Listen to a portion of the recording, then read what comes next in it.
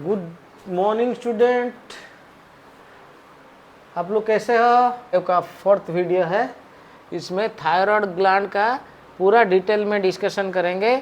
पहले उसकी anatomy structure पढ़ेंगे, उसके बाद फंक्शन क्या क्या हार्मोन ये करता है, उसके बाद उसका ये डिजीज, इसकी डेफिशिएंसी में क्या क्या प्रॉब्लम होता है बॉडी में, वो डिस्कस करेंगे। ठीक है, अभी चलते हैं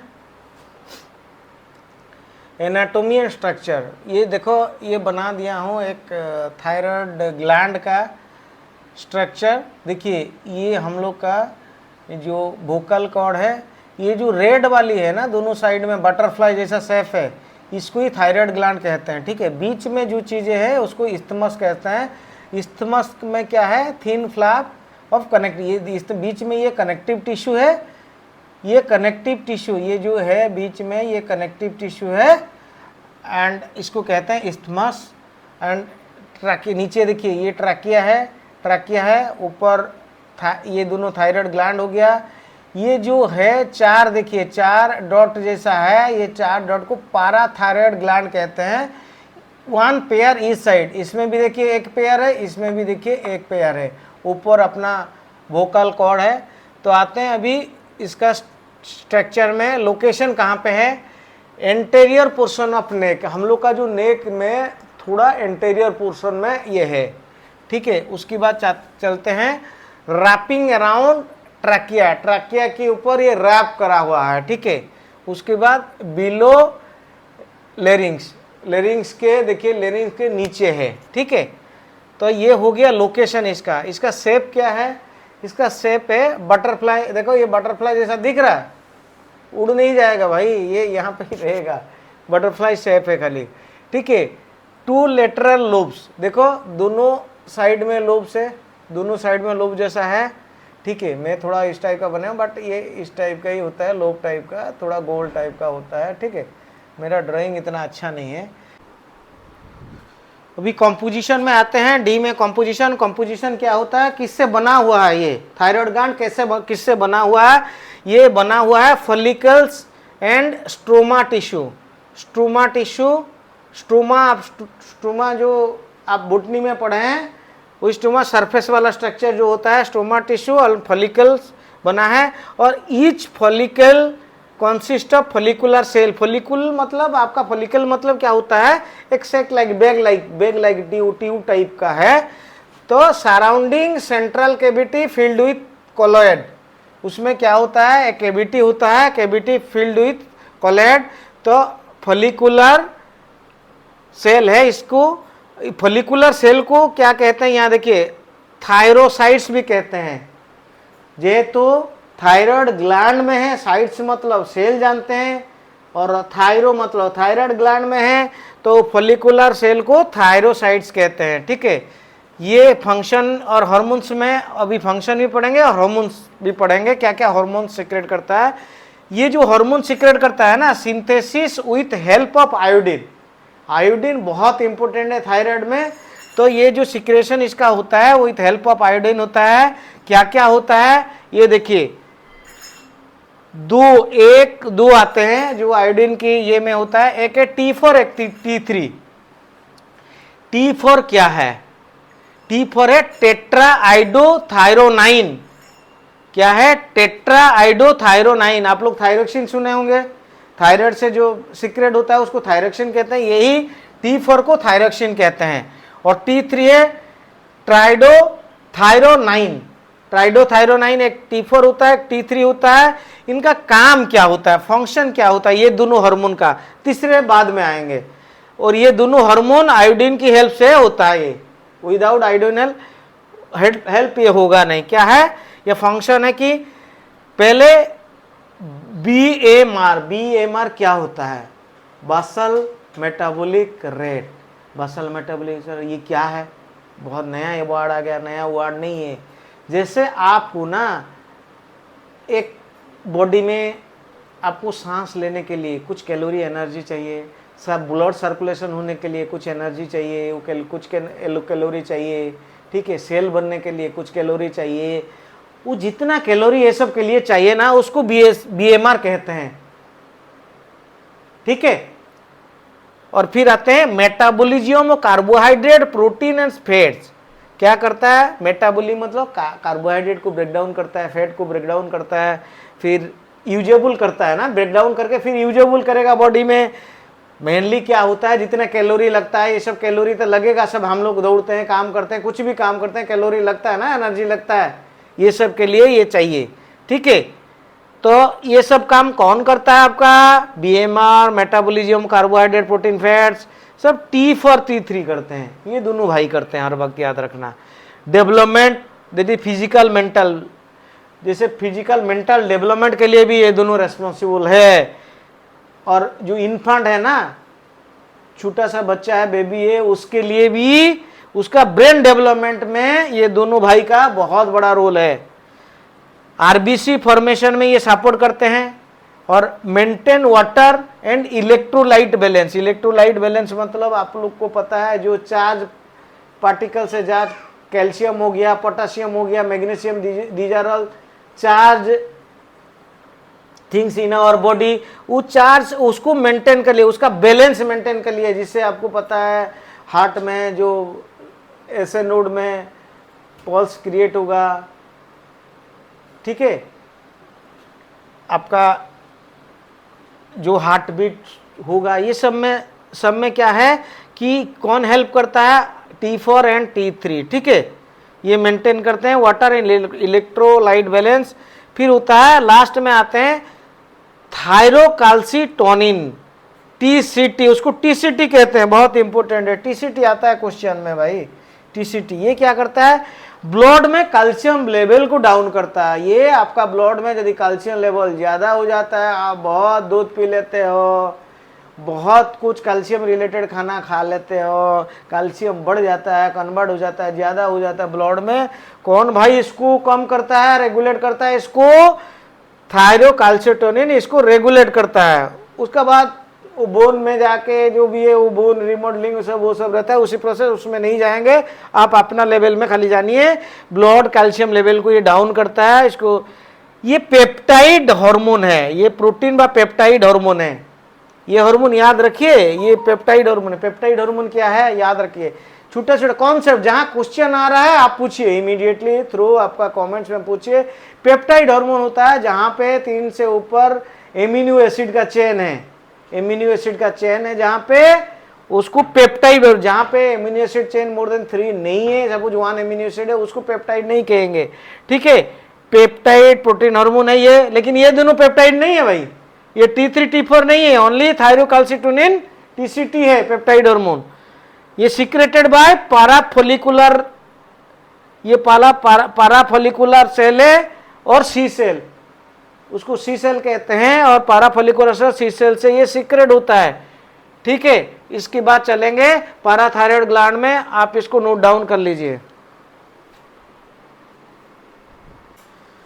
अभी हम लोग चलते हैं पाराथायरॉयड हार्मोन PTH।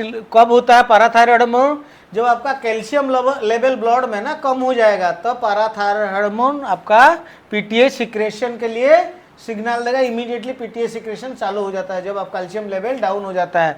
तो आप पढ़े थे क्या, कैल्सिटोनिन अपोजिट है। ठीक है, ये इसका जरूरत है कैल्शियम लेवल बढ़ाने के लिए, वो कैल्शियम लेवल रिड्यूस करता था। ठीक है, दोनों अपोजिट है, इसीलिए मैं PTH और TCT के बीच में एक डिफरेंस निकाल दिया। ये देखो पाराथायरॉयड ग्लैंड यहाँ पे है, वहां से पाराथायरॉयड हार्मोन सिक्रेट होता है PTH, ये 4 ग्लैंड है। ठीक है, आप आओ एक एक क्या है हम पढ़ते हैं। पहले PTH क्या करता है, कैल्शियम लेवल इन ब्लड बढ़ाता है। ये होता है आपका, हर वक्त याद रखना जब भी मेरे क्लास में, ये मतलब इंक्रीज, ये मतलब डिक्रीज। ठीक है, ये डिक्रीज हो गया। तो आते हैं यहाँ पे, क्या ये कैल्शियम लेवल को बढ़ाता है, ये कैल्शियम लेवल को कम करता है। और ये क्या करता है, स्टिमुलेट बोन रिजर्वेशन होता है, बोन का रिमॉडलिंग होता है, जहाँ पे बोन रिसाइकलिंग करता है कैल्शियम को। ठीक है, तो ये क्या होता है, देखिए इसमें क्या होता है, पहले देखिए decrease movement of calcium from bone to blood.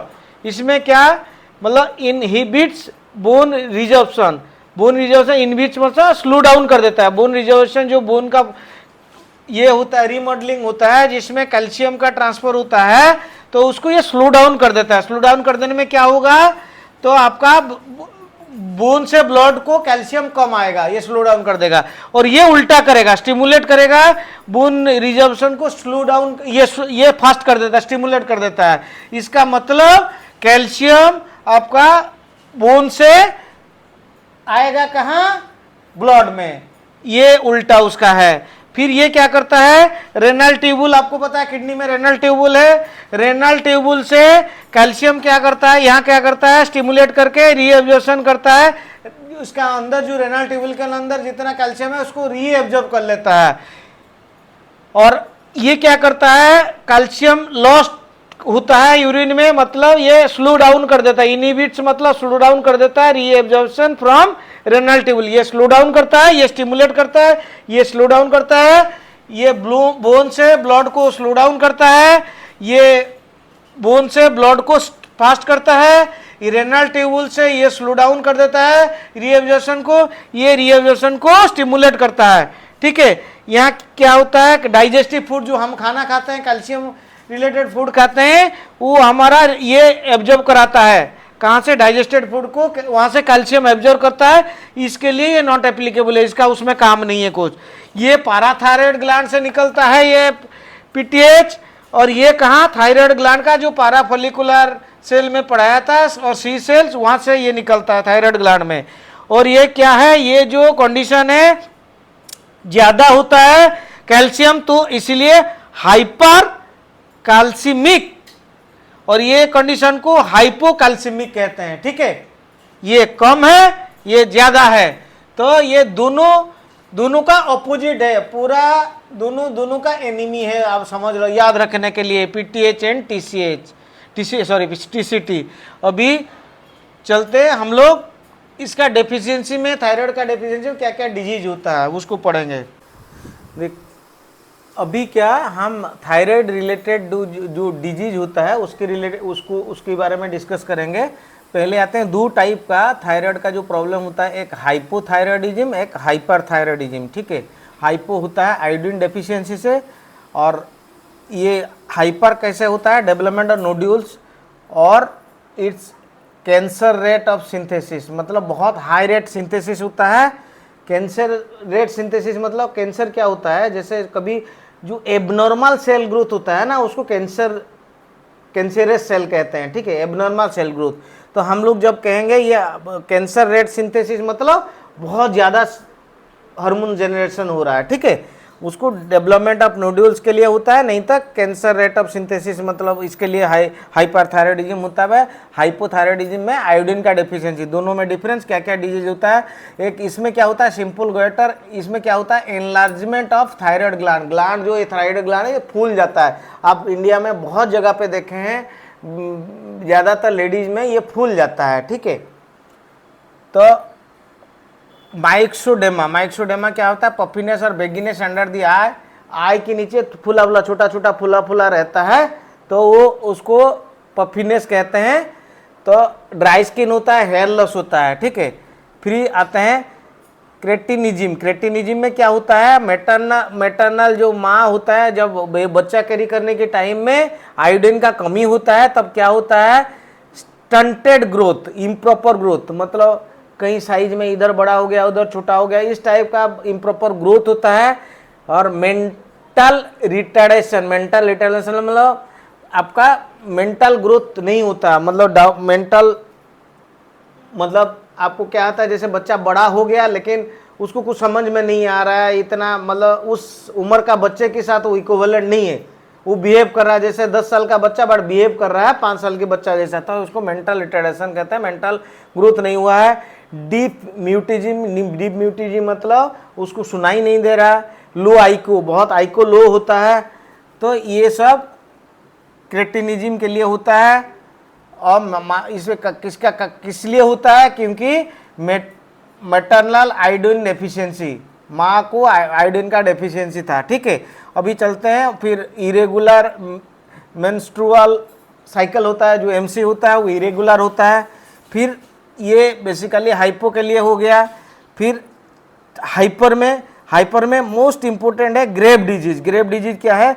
एक्सपोथैलेमिक goitre. यहाँ सिंपल गॉइटर है, यहाँ पे एक्सपोथैलेमिक गॉइटर होता है। इसमें क्या है? प्रोट्रूडिंग आईबॉल, आईबॉल बाहर आ जाता है। आप देखें बहुतों का एक आई बड़ा हो जाता है, एक आई नॉर्मल रहता है, आईबॉल बाहर आ जाता है। तो ये सब हाइपरथायराइडिज्म के लिए होता है। फिर थायरोटॉक्सिकोसिस, ये एक्सेस सर्कुलेटिंग करता है, हार्मोन एक्सेस सर्कुलेटिंग करता है। फिर adversely effect body physiology. Body physiology आप जानते हैं, एनाटॉमी फिजियोलॉजी, एनाटॉम स्ट्रक्चर हो गया। फिजियोलॉजी क्या होगा? ये बॉडी में जो जो सब प्रोसेस है, जैसे डाइजेस्टिव, ये सब फिजियोलॉजी है। बॉडी फिजियोलॉजी में एडवर्स इफेक्ट पड़ता है, ठीक है, कहीं ना कहीं डेफिशिएंसी रहता है। तो ये हो गया थायराइड, कंप्लीट थायराइड ग्लैंड का कॉन्सेप्ट। आपको एक्चुअली मेरा रिक्वेस्ट है, आप लोग इसको जितना हो सके, जो भी 11th 12th और नीट का स्टूडेंट है, उन जो भी है आपका रिलेशन में कुछ भी है, सबको सर्कुलेट कीजिए। मेरा मकसद है जस्ट, मेरा जो नॉलेज है just to share with you, और कोई मकसद नहीं है, not to earn money, to give back something to the society. मेरा नॉलेज है, जितना भी नॉलेज है उतना I want to share. Thank you, bye.